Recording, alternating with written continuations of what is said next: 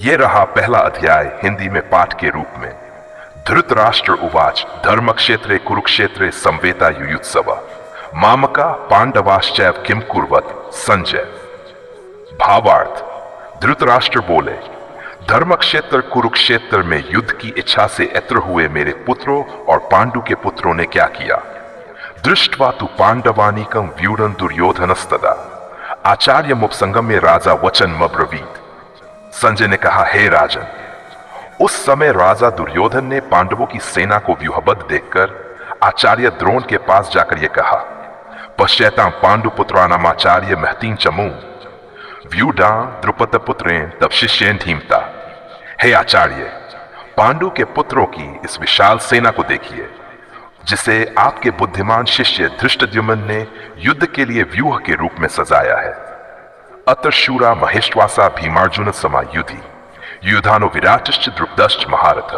भावार्थ, इस सेना में भीम और अर्जुन के समान अनेकों महान शूरवीर धनुर्धर हैं, जैसे युधान, विराट और द्रुपद जैसे महारथी। धृष्ट केतुश्चेकितान काशीराजश्च वीर्यवान पुरुजित कुंती भोजश्च शैब्यश्च नरपुंगंग। यहां धृष्ट केतु, चेकितान और काशीराज जैसे महान योद्धा हैं, साथ ही पुरोजित, कुंती भोज और शैब्य जैसे श्रेष्ठ नर भी हैं।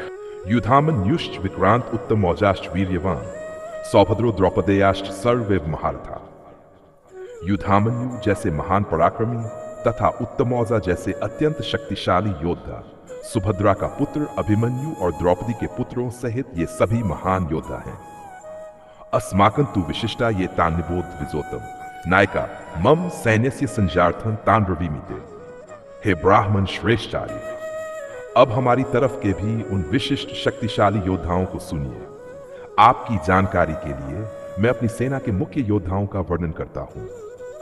भवान भीष्मश्च कर्णश्च कृपश्च समितिंजय अश्वत्थामा विकर्णश्च सौमदत्तिस्तथैव। मेरी सेना में आप स्वयं पितामह भीष्म, कर्ण, कृपाचार्य, अश्वत्थामा, विकर्ण और सोमदत्त का पुत्र भूरिश्रवा जैसे महान योद्धा हैं, जो सदैव युद्ध में विजयी रहे हैं। अन्य च बहवः शूरा मदर्थे त्यक्तक जीविता नाना शस्त्र प्रहरणा सर्वे युद्ध विशारदा। इसके अतिरिक्त अनेक अन्य शूरवीर भी हैं, जो मेरे लिए अपने जीवन का बलिदान देने को तैयार हैं। ये सभी अनेक प्रकार के अस्त्र शस्त्रों से सज्जित हैं और युद्ध कला में निपुण हैं।